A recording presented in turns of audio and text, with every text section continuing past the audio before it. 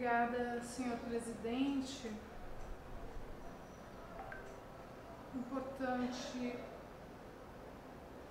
É importante que nós compreendamos o objeto da ação direta de inconstitucionalidade 6622, que foi objeto de falas tão emocionadas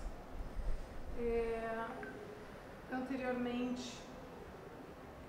E, de fato, é compreensível a emoção e as melhores intenções, sem dúvida alguma, mas às vezes a emoção pode turvar a compreensão dos fatos, e acho que é importante que nós compreendamos o contexto geral da ação direta de inconstitucionalidade, ora sub iudice no Supremo Tribunal Federal. Em primeiro lugar, precisamos compreender que é uma ação direta de inconstitucionalidade que versa sobre omissões assassinas. Nós estamos tratando de um contexto em que o governo federal responde a ações no Tribunal de Haia por genocídio dos povos indígenas, por omissões inaceitáveis na tutela determinada constitucionalmente dos povos indígenas. Estamos falando de um governo que, antes da eleição, equiparou indígenas a animais, inclusive de modo explícito, dizendo que os indígenas pesavam em arrobas e que não serviam sequer para reproduzir. Estamos falando de uma denúncia que avança no Tribunal Internacional de Haia e que coloca o Brasil numa posição internacional de extremo constrangimento. Nós temos em Haia uma situação jamais vista, que é o recebimento dos atos inaugurais da denúncia internacional contra um presidente em exercício. Isso é algo inédito na história do mundo. E nós precisamos trazer isso à baila, para que a gente possa dimensionar a gravidade das ações e omissões que colocam a integridade dos povos indígenas em risco. Esse é o contexto da ADIM 6622, que pode, por motivos de leitura precipitada, pelo fato de que algumas pessoas, às vezes mais exaltadas ou até bem intencionadas, ter feito uma leitura muito apressada ou somente do cabeçalho da notícia, não ter compreendido o objeto da ADIM. O objeto da ADIM é preservar a vida dos povos originários do Brasil, hoje reconhecido como ameaçado de continuidade e perpetuação. Não cabe ao Supremo Tribunal Federal omitir-se diante de violações inconstitucionais tão graves contra os povos originários do Brasil. Nós vivemos numa república constituída de 3 poderes que se fiscalizam e se equilibram. Nós vivemos numa república marcada por um sistema que nós chamamos de freios e contrapesos. Nenhum poder é soberano. A soberania é popular. O executivo, o legislativo e o judiciário controlam-se reciprocamente. colocando limites e freios aos demais poderes. E quando um poder quer se superpor aos demais, cabe aos outros restabelecer o equilíbrio. Por que eu estou falando de noções tão elementares de direito e política? Porque às vezes a gente esquece, sobretudo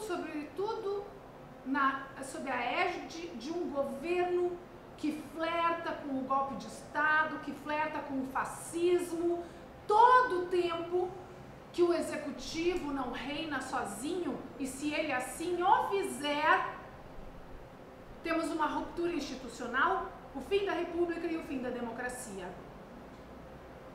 Então, no momento em que um governo diz que não vai reconhecer terras indígenas, 1 metro quadrado, que não leva vacinação, não leva proteções sanitárias contra a Covid, o meu partido, Partido dos Trabalhadores, que num contexto como esse só me dá orgulho, no lugar de ficar omisso, silente, calado e cúmplice como outros partidos, cúmplice do extermínio da população indígena, cúmplice do genocídio dos povos originários, o meu partido, o Partido dos Trabalhadores, propõe corajosamente a necessária ação direta de inconstitucionalidade 6622 para preservar a vida dos povos indígenas diante de um governo absurdamente massacrante dos nossos povos que mereciam respeito. E no contexto dessa DIN contra o governo federal, o ministro Barroso concedeu uma decisão liminar. Por favor, espero manter ainda minha didática de professora para tornar compreensível o que isso significa. Nós temos uma ação de inconstitucionalidade do Partido dos Trabalhadores, meu partido, contra o governo federal por ações e omissões que colocam a perpetuação, a vida da população indígena em risco e coloca em risco a permanência da identidade cultural dos indígenas. Aliás, é muito importante a gente entender isso. Ninguém seja ingênua ou ingênuo. A estratégia, eu vou repetir essa expressão, estratégia de aculturação indígena, a estratégia de aculturação indígena é uma estratégia perversa para acabar com a demarcação das terras. E não é por motivos ideológicos, religiosos, culturais, não se iludam. Não tem nada a ver nem com religião, nem com cultura. Sabe com o que tem a ver? Especulação latifundiária. Roubar dos indígenas o direito à demarcação das suas terras com base na aculturação e vender essas terras para os grandes latifúndios. O interesse, amigas e amigos, não é religião nem cultura, o interesse é latifúndio, dinheiro, capital, extrativismo em terras indígenas. Então não derramem lágrimas à toa.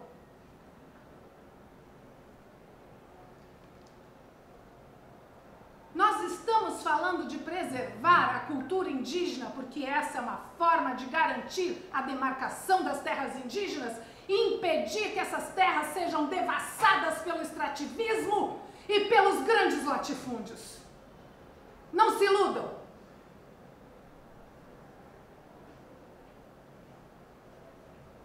No contexto da ADIM 6622, o ministro Barroso concedeu uma decisão liminar, preservando,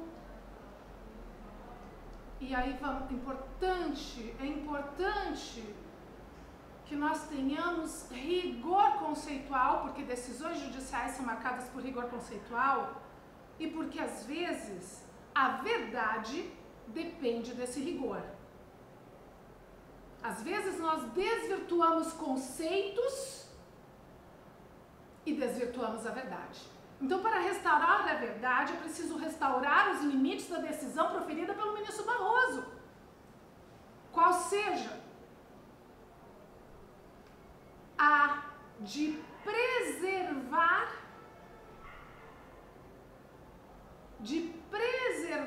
a entrada de missões religiosas, entre outros,